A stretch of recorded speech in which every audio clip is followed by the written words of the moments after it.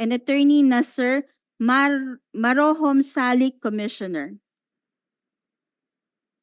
From the National Intelligence Coordinating Agency, we have Assistant Director General Manuel Orduña and Attorney Albi Juarez. From the Philippine National Police, we have Police Brigadier General Percival Augustus P. Placer, Chief PPDC. From the Moro Islamic Liberation Front Peace Implementing Panel, Bangsamoro Government Center, we have Attorney Raisa Hajure, member of the MILF Peace Panel, Attorney Mary Ann Arnado, MILF Amnesty Technical Working Group, Attorney Khalil Denise Alcomendras, MILF Amnesty Technical Working Group. We also have from the Moro National Liberation Front under the leadership of Chair Nur Miswari, Attorney Faidar Jafar. From the MNLF Central Committee, Moro National Liberation Front Central Committee, under the leadership of Chair Muslimin Sema, Attorney Pangalian Maniri. From the Kapatiran para sa Progresibong Panlipunan Incorporated, Ms. Maria Veronica Tabara.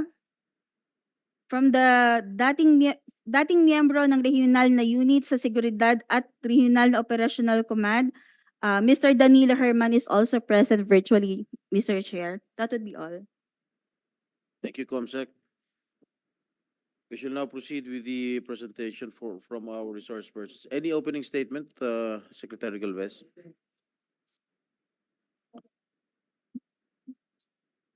Thank you, Mr. Chair.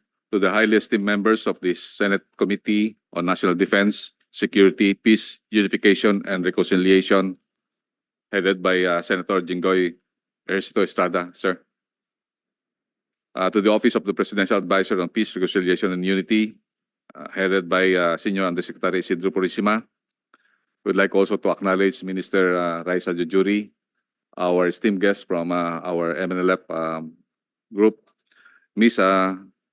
Maria Veronica Tabara Kainka from he is the chair of the Joint Enforcement and Monitoring Committee of our GPH RPEBB. Fellow civil servants, other resource persons present, ladies and gentlemen, good morning. Isang maganda at mapayapang umaga po sa ating lahat.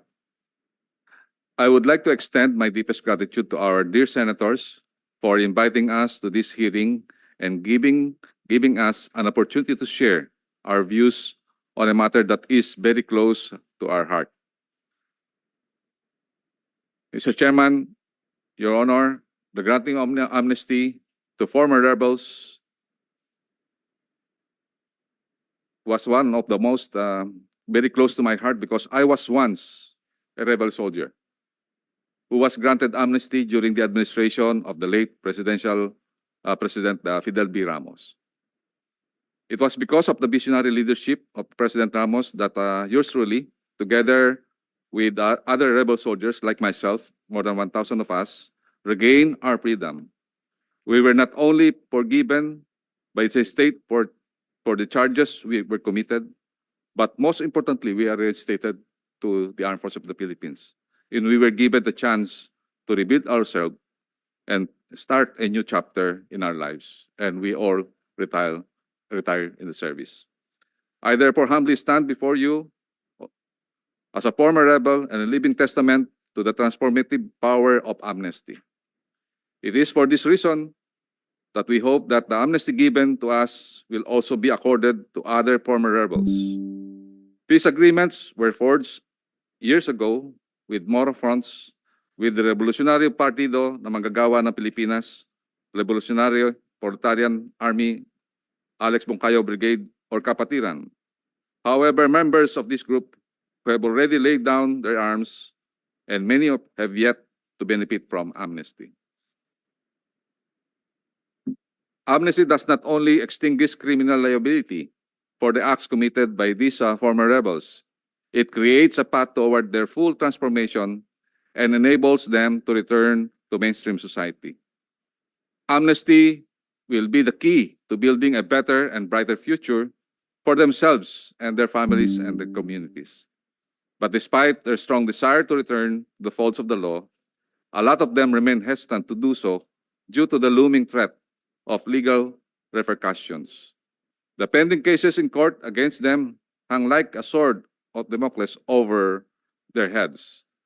They are torn between their desire to turn a new leaf on one hand and be held accountable for their political mistakes on the other. And we are repairing here the thousands of MLLF, MILF, Kapatiran, and former rebels from the CPP and PANDF who already laid down their arms, 39,000 of them, and their front organizations whose lives can dramatically change once granted amnesty. It is for this reason, Honorable Senators, that we humbly seek your full support for House Concurrent Resolutions number 19, 20, 21, and 22. With your concurrence, we will be able to demonstrate that indeed good things come to those who walk to the path of peace and foster a society where former rebels can find redemption and contribute to the greater good. Amnesty will be the key in their full transformation. As Senator Tulfo has said, we will ensure that the parameters on the application of amnesty will be fully implemented as enshrined on the Proclamation 403, 404, Proclamation 405, and 406. And also we will transform the former rebels by having the normalization program and transformation roadmap for them. On the decommissioning process, finally, we would like to take this opportunity to shed light on the concern raised by the Senate on the delays being faced by the national government regarding the implementation of the decommissioning process for the MILF combatants. We wish to inform this august body that a total of 26,132 MILF combatants and 4,625 of their firearms have already been decommissioned under the 3 phases. Barring any unforeseen events, we expect that the 4th phase to be carried out this year and completed within 2025. Inasmuch as the government wanted to fast-track the decommissioning process, our timeline was unfortunately pushed back when the COVID-19 pandemic struck in 2020 and lasted for roughly 3 years, wherein we were not able to complete the implementation of the decommissioning of the 3rd phase, which we started in 2020. We completed them in August 2023. During this period, the government priorities shifted and funds were allocated as our main goal then was to save lives from COVID-19. Now that the health crisis is over, we are doing everything possible to accelerate the decommissioning process. The independent decommissioning body is still waiting for the submission of the names of the 14,000 combatants to be submitted by the MILF implementing body. Through this hearing, we hope that we will shed light and respond to your queries regarding the amnesty program and the MILF decommissioning process. Thank you very much for taking time to allowing us. Thank you, Secretary Carlos. Any one of you? Yes, Yusek Milito de Leon. Thank you very much, sir.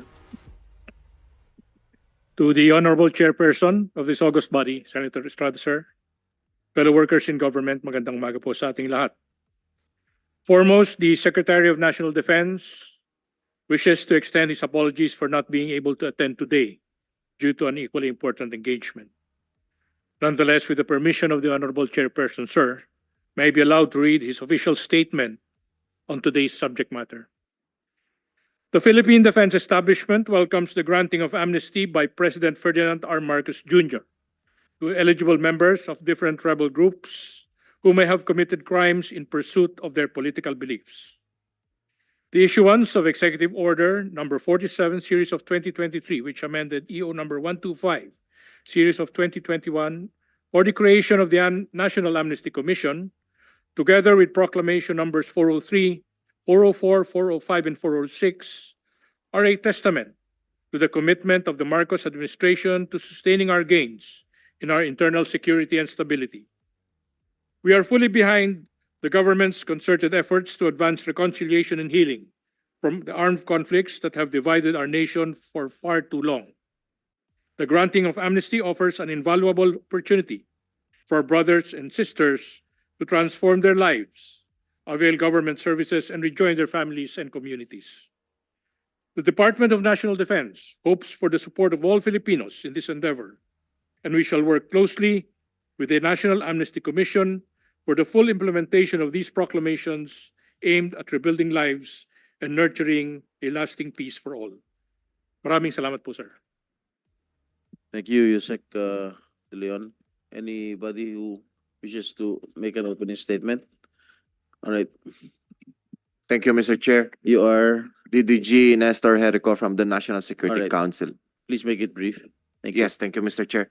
To the Honorable Chairperson, Senator Jinggoy Ejercito Estrada, and the rest of the honorable members of the Senate Committee on National Defense and Security, Peace, Unification, and Reconciliation, good morning. Thank you for the invite. The National Security Council, National Security Advisor, Secretary Anyo, expresses his apologies for not being present today. On House Committee Resolution number 19, 2021 and 22, concurring with the President's Proclamation number 403, 404, 405, 406, respectively, on the grant of amnesty to the members of the Revolusionaryong Partido ng Manggagawa ng Pilipinas, Revolutionario Proletariat Army, Alex Bongcayao Brigade, RPMP-RPA-ABB,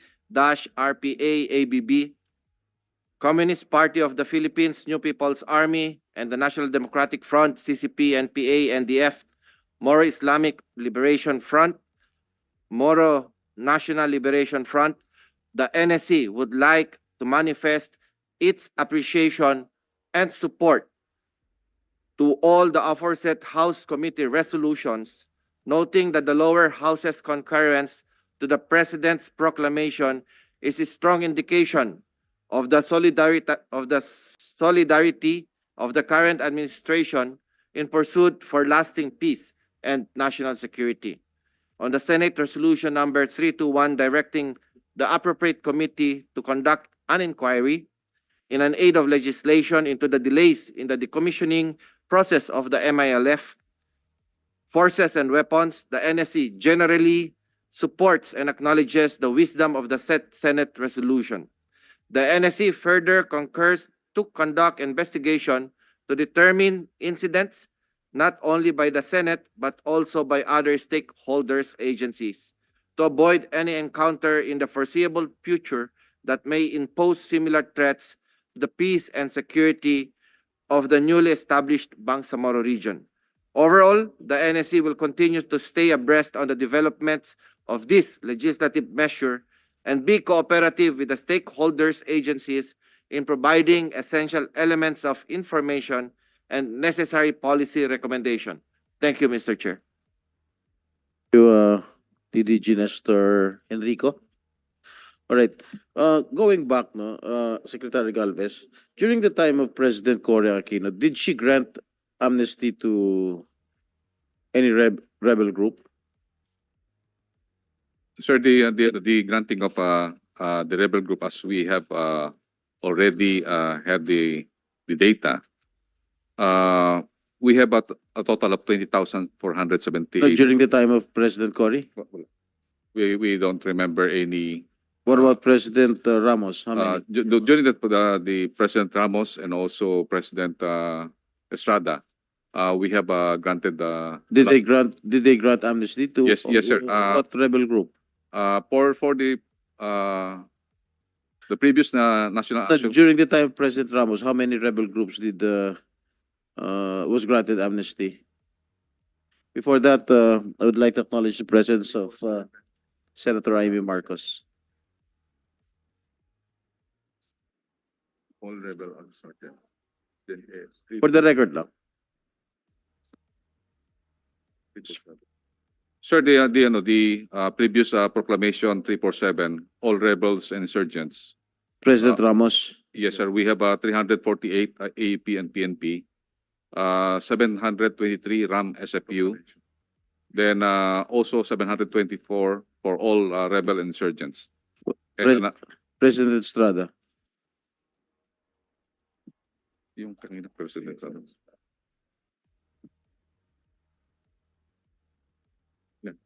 Yes, Good morning, Yes. Honorable Chairperson. President Estrada issued for amnesty proclamation to different rebel groups, The particularly, different rebel groups. he continued the proclamation 347 of President Ramos, reopening and extending the proclamation issued by FBR. And he also issued proclamation to members of the is MLF conducting this post upon the fall of inspection. the There are Camp still Abubakar discovered, in sir, 2000. that some He issued agencies a are total still of 4 operating amnesty without valid proclamations. LTO, For sir, or amnesty to expired different rebel LTO. groups. Yes, Your Kaya Honor. nga, bakit Okay, po President hindi natin Arroyo. napabayaan yan? He Sir, we issued have this proclamation our RCA issues again, 1377, sir. but it did not With this get effort, the sir, the concurrence of Enforcement Congress, Your Honor. Management Division of And Social under Why is President that is so? conducting a post I'm not inspection so together sure, with our Mr. Chair, but she RCSU, did not sir. submit that, I Down think, to to the the regional, Congress. So kung ginagawa nyo Congress, yan, So bakit nothing pa happened andyan during pa the time, President Arroyo? Yes, Nagano Your pa rin? Honor. We are President Pinoy. for the He enforcement issued side, sir, proclamation 75, we Your are Honor, in still, 2010, having and these granted RCSUs to conduct amnesty their to area members It was of the concurred Magna. by cannot both accept houses? that Yes, Your Honor. explanation, What Yes, happened? sir. na andyan pa It rin. granted Tapos, members anong of ginagawa How the, many nyo? rebel groups? Sir, will be these are baka- two groups, baka members ibang of the tao nyo dyan, Magdalo tumatanggap rin dyan group of sa mga fly-by-night na yan, kaya naglipa na yung fly-by-night. Because hindi na maglipa na kung didikdikin nyo. Kinaya nga ninyo yung war on drugs. Inupakan nga inyo lahat ng mga drug personalities. Tapos yan pang susya na yung security agency na may semblance of legality naman yan sila dahil nga established naman yung kanilang opisina. Bakit hindi nyo nakaya yan? Ilang years ka na dyan sa susya? Sir, for the OIC, sir, 2 weeks, sir. 2 weeks. For the assistant chief, sir, I am 7 months, sir. 7 months. Yes, sir. You better call your boss, Yes, Your General Honor. Silo. Yes, sir. Pero, kaya mong susya.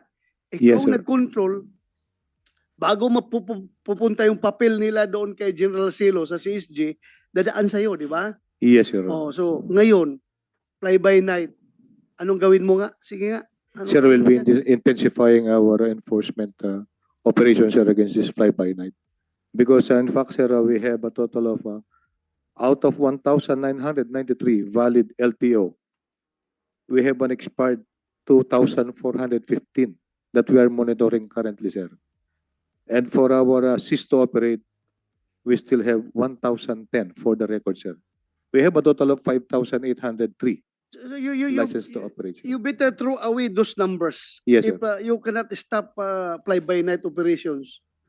Kahit na anong sabihin mo yung numbers na yan, wala yan. Yes, sir. Wala yan kung inaamin mo na naglilipana pa rin yung fly-by-night operators. Yes, Your Honor. That's why we'll be intensifying our operations. We'll be filing charges against this Oo, fly-by-night. file operators, and sir. be sure na Yes, sir. hindi sila makapag-operate.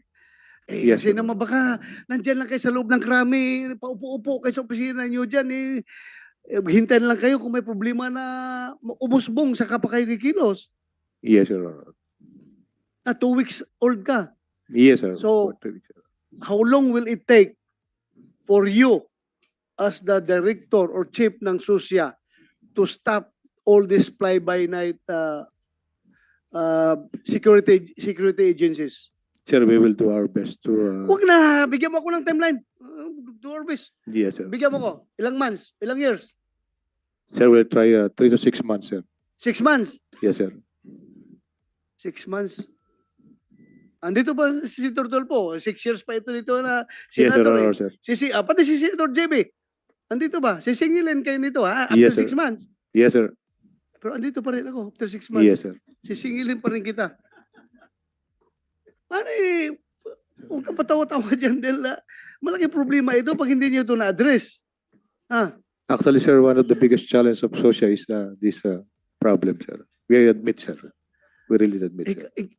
Kaya nga, nakikita kasi nito mga operator na hindi kayo seryoso sa inyong regulatory powers, kaya sila lakas loob na gumagawa. Para bang drug pusher. Pag nakita nila patulog-tulog ang pulis, patulog-tulog ang PDEA, nagbibinta pa rin yan ng droga. The same is true with these fly-by-night operators. Tulog-tulog ang susya, walang ginagawa. Operate tayo ng operate, wala yan. Hindi tayo makakuha yan, hindi tayo mahuli. So, anong solusyon dyan? Dikdikin nyo sila na gusto. Di ba? Yes, Mr. Chair. Opo, sir. Ilang months? Yeah. Go ahead, Senator Tulfo. Kasi kanina nabanggit mo yung tumatanggap. Nani ko. Whether you like it or not, you might deny this. Dalawa lang ang malakas ang kita sa krami. FEU, SOSYA. FEU nagbibigay ng lisensya sa mga barit. May kitaan doon. SOSYA nagbibigay ng lisensya sa mga agency. Nagbibigay ng permit sa mga security guard. Ang lakas ng kitaan doon. Kung ginagawa niyo lang po ang trabaho ninyo na maayos, wala sana itong mga fly-by-nights. Sinabi niyo po kanina, monitoring. Bullshit. But monitoring? Dapat nanguhuli na kayo as opposed to monitoring. Minomonitor niyo kung sino-sino pa mga pwedeng kutungan? Hindi pwede yun. Unacceptable yun. Thank you. Senator Bato. Thank you, Your Honor, Senator Tulfo. So, 6 months. Colonel Sanggalang. Yes, Your Honor, sir. Kung haba na yung 6 months, baka 3 months lang siguro, pwede na. Ano? 3 We'll do months. our best effort. Patulong ka, dito yung mga RD, oh. Yes, sir. You seek the help mo ba? Hindi. Kaya nga kayo National Support Unit. Di ba? It's either you support or you need the support of the geographical units. Di ba? Yes, Mr. Chair. In line with the implementation of your functions, hindi nyo kakayanin dahil kukunti kayo ng tao, may kayo na suporta sa geographical units. Ay kayo rin naman kasi ayaw nyo magpatulong dahil gusto nyo suluhin lang yung kung anong grasya meron dyan sa susya. Sabi nyo, makihati pa tayo sa mga grasya dito, itong mga taga-region. At tayo lang magtrabaho nito.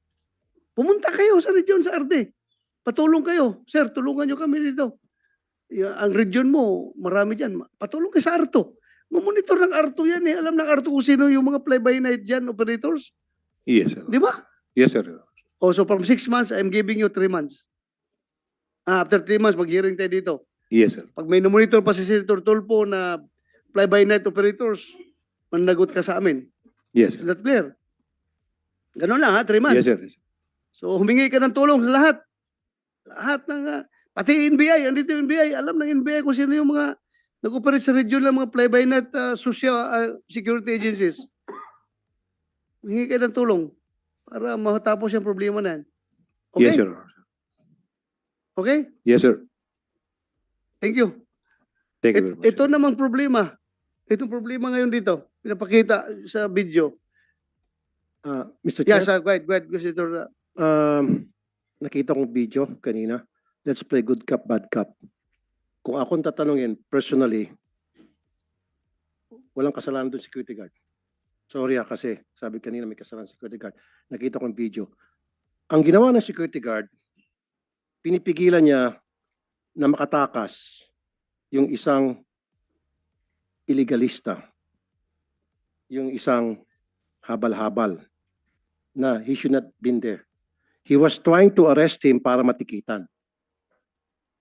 So, tatakasan siya eh. Kaya nilagay niya yung barrier. Kung sa ibang pagkakataon niya sa ibang bansa, hagisan niya ng yung spike. Kaya lang siya, imbis na spike, ang hinagis niya yung barrier. Kaya natumba. And then nakita ko, he was resisting arrest. Ina-arresto siya para, kasi meron siyang ginawang illegal eh. Para matikitan. Nag-resist siya.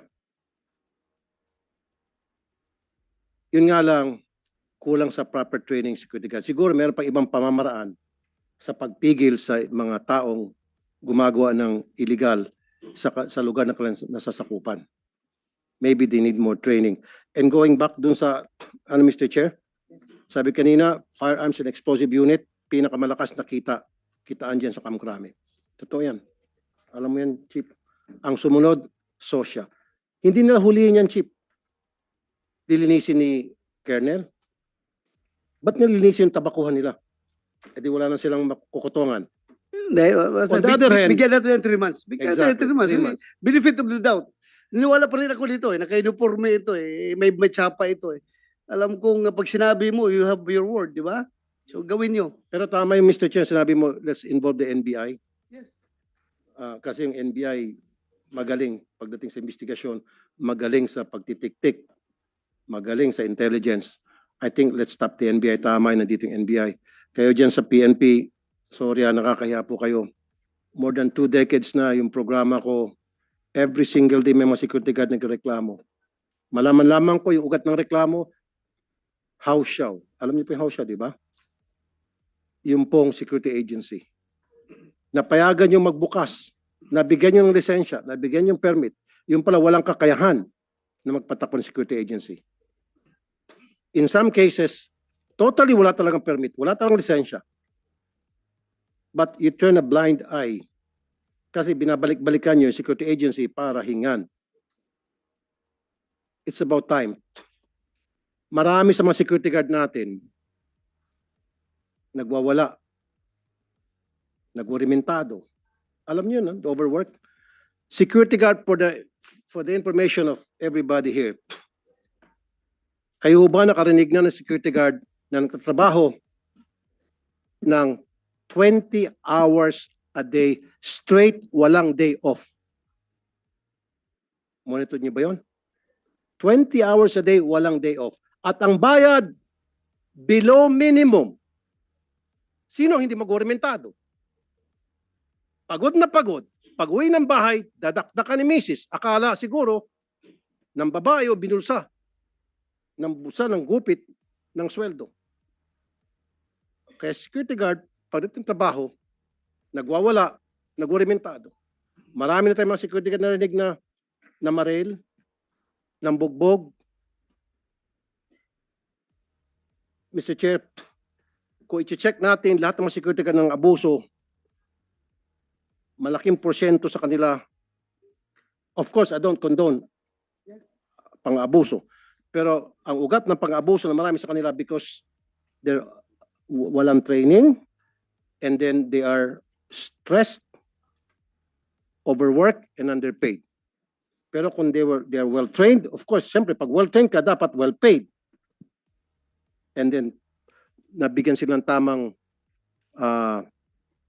benepisyo, tamang oras trabaho. I think I'll say 99% of them hindi na mga abuso. Alam niyo yun, Sosya, di ba? And you agree, Colonel Manuel Espejo? Let's do our job. Please. Hindi lamang para sa mga security guard sa kanilang mga pamilya, para na rin sa taong bayan. Because the security guard, they're force multiplier. Nakakatulong sila sa peace and order na natin. Pag meron dyan naglalakad na tao at tingin niya nasa panganib siya, tatakbo security guard, magpapatulong. Mama security guard, pakatulungan mo kami. Eto pa, marami ako alam na security guard. Ewan ko, monitor dito ng social. Taga-park, taga-linis, taga-palengke, taga-sagot ng telepono. Ang dami pang trabaho sa sweldong kakarampot. Dapat monitor niyo po yun. Although, nandito naman Dole, pero dapat kayo sa sosya, mas pinakikinggan kayo, mas kinakatakutan kayo. Sorry sa Dole, we have Dole here.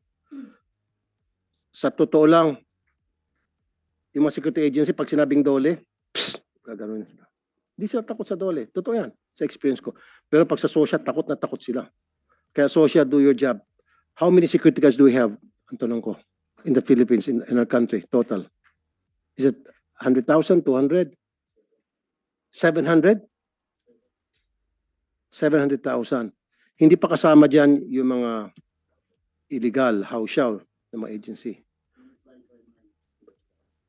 Sa fly-by-night kasama na? Mga fly-by-night hindi ko kasama.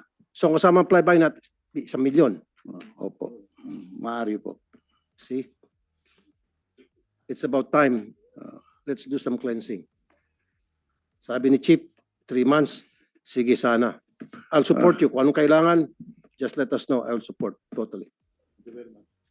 Yes, Your Honor. Kasi alam natin, di ba? May mga security guards na ng abuso. Pero kunti lang yan. The greater Ako, just to be frank about it, no? Nakikita ko ngayong mga security guard ba, kay uniforme ng puti. Tapos, pinipilit nila na labhan palagi yung uniforme nila araw-araw para hindi madumi tingnan sa mga tao. Tapos, magkano ang sabon? Titingnan lang nyo ha, kukwintahin nyo. Kwintahin ninyo yung paglaba at pagplansa ng kanilang uniforme. Ikumpara nyo sa sweldo nila. Talagang hindi ka abutin. Thank you. Salamat. Salamat, Senator Tulfo. So, mas marami sa kanilang naabuso. So, kayo naman, sabihin naman nyo, being SUSYA, being the regulatory agency of all these security guards and security agencies, sir, pagdating sa sweldo, sir, kung na-delayed sila, beyond na yan sa aming trabaho, sir, dahil duly problem niyan, sir, labor problem niyan yung pasweldo nila. Hindi ba nyo minimonitor yan? Kaya nasisiraan ng bait yung ibang security guard dahil yung ibang ilang buwan na, hindi pa rin sinisulduhan ng kanilang agency? Mr. Chair, sir, as to the other aspects, sir, Dolly matters nga po yun. But on the part of the complaints of the security guard, if they will be complaining to the Office of the Social Sir, we'll take cognizance of the complaint if the agency failed to give them the right salary by the violations of this 11917, sir, but not to the aspect of the amount on how much. So yes, sir. labor problem yan. Yes, sir. Dole ang bahala dyan. Ito naman pagdating sa yung security guard who is doing jobs that are beyond his job description. Anong Yes, sir. job description as a security guard? The security guard is only, sir, there to perform security functions only, sir. Security function? Yes, sir. Aside from that, sir, other Alam mo, functions. it really breaks my heart every time papasok Yes, ako sir. sa McDonald's Opo, or Jollibee. Nakita ko yung security guard na kagwardya. Aside sa taga-open siya ng door, pagpasok, makita mo pa, pagkatapos kumain ng customer, sila pa ang maglilinis doon, Recording in progress. pupuna sa table. Sabi ko, Dong, hindi kayo naawa man ako sa'yo, naka-uniforme ka, tapos ginagawa mo yan. Bakit mo ginagawa yan? Sabi na, sir, kuha na lang ito. Kunting diskarte lang rin ito, sir, para mapalibre ako ng pagkain mamaya dyan sa, pag mamaya may mga dyan sa, alam mo na, sa establishmento na trabahoan, makalibre kami ng kain, sir. So, tulong lang ito. Sabi ko, alam mo ba, yung uniforme mo dyan ay hindi naman sabi kong niyuyurakan mo sa ginagawa mo, pero parang bumababa ang tingin sa tao kapag nakita kang ganun ang ginagawa mo. Kaya, to be fair with your uniform, siguro, iwasan mo lang yan. Diskarte ka lang kung makahingi ka ng pagkain mamaya, pero yung ganun, nagpupunas ka dyan, minsan nagmamap ka pa dyan, pangit, hindi maganda. So, yan ba, covered dyan sa supervisory power nyo? Yes, Your Honor, sir. In fact, sir, we reiterated and we issued memorandum circular in line with that, sir, that we reminded our PSAs and our PSPs that our security guard will only perform security functions, no more, no less. And we identified this, as you mentioned, sir, na bawal po sila sa maging parking attendants, maging errand boys, o maging tagapunas. If it is, sige pa rin, nangyayari pa rin yan ngayon, kulang kayo sa follow-up. Follow-upin ninyo. Opo, sir. Send kayo ng teams doon na nagmumonitor at hindi naman manghuli, kundi spot check ba? Yes, Your Honor. Kasi sabi ng security guard, illegal pala itong pupunas ka ng table, bakit pa ako hulihin? Di ba? Administratively, you remind them that it is their administrative duty to not to do it. Yes, sir. Sabihin nyo, kasi parang hindi bababa yung security guard, ang tingin nila. Senator JB, you want to say something? Yes, Mr. Chair. Going back doon sa concern nyo kanina, yung tungkol po ron sa fly-by-night agencies, no? I think dapat i-prioritize nyo po yun ngayon, Colonel, no? Because, these are not ordinary agency, buti kung manning agency nito, janitorial. These are security agencies. These are armed people. No, lalo ngayon, hindi natin alam. Pag may political instability, hindi natin, malay mo, in the guise of fly-by-night agencies, mga ano pala to, destabilizers, di ba? Hindi natin malaman because that should be a cause for concern for our Philippine National Police. Nakakabahala din na kanina sabi ni Colonel Espejo ba, sa 700,000 ang security guards all over the country. At nung tinanong ni Senator Tulfo kung kasama yung fly-by-night, baka umabot ng 1 million. So 200,000 ang illegal na fly-by-night. Mr. Chair, para kasi dami na napuwersa ng PNP yun. More than pa. Ha? sa tingin Mas ko. marami pa. Di ba More than ilang pa. mga PNP? 180,000. Mas marami pa yun. More than pa. More than pa. Kung 700 siguro, ako conservative estimate ko, baka nasa mga 400 to 500 pa yung mga fly-by-night. All over the Philippines, ha? Kung pag-usapan natin. So mga 1.2, 1.3 something yan. Lahat-lahat. That's why, Mr. Chair, I support your call na dapat there should be a crackdown. Kasi ano to these are armed people. And illegal at that. Di ba? So, kailangan talaga, and especially in this day and in this time, dapat yung peace and order, political and economic stability, importante po yun na talagang dapat i-prioritize ng SOSYA. Now, going back, Mr. Chair, if you may, dun po sa video, kasi po ko yung isang rider kaya po talagang, although illegal talaga, sabihin na nating habal-habal, Mr. Chair, illegal na hindi siya dapat kumukuha ng pasahero, pero yung manner of which the security guard, medyo parang attempted para sa akin kasi pwede maging fatal yun di ba? Si Sen Bato, our chair, is also a rider. That could have been a fatal action on the security guard na yung bakal mismo hinarang sa rider. So ang sa akin lang, yung mga security agency, tama po si Senator Tulfo dapat nabibet na maayos, may training na maayos. Pag mga ganun, that's medyo hindi na sa tama pag-iisip yun, di ba? That could have been fatal, no? Kasi bakal yun tanong ko lang po, ano nang nangyari sa kaso? Do you have any updates man lang, Colonel Sanggalang? Yes, Your Honor, sir. Before you answer that, Yes, sir. Senator JB, di ba? Sumasagot na. Hindi lang yung fatal ang magiging result, pero yung the act itself is very lethal considering na kita mo na incoming yung motor, mabilis ang takbo, pong ginanon mo ng bakal. I don't think tama yun. Di ba? Security guard ka You are there to secure everything, to secure everyone, and to make sure that everyone is safe. Para bang pulis, di ba? Merong snatcher. Simigaw ang biktima, sir, kinasnatch ako. Hinabol mo. Gusto mong hulihin. Tumakbo ngayon yung snatcher. Hindi mo na kayang habulin dahil mas mabilis yan tumakbo. Tama ba na habang tumatakbo siya, bubunot ka ng barilin mo yung snatcher? Hindi, tama yan. Di ba? Dapat, sabi natin, bahala na kung merong makalusot na kaysa makapatay ka ng tao. Di ba? Yan natin. Yung pagtapo ng bakal na yun, makakapatay yun. Bumaligtad ang gusto yun. Patay yun. So, sige, you give us the update, Colonel Sanggalang. Yes, Mr. Chair. Your Honor, sir, as per report from RCSU 7, with this particular case, sir, as to the issuing tick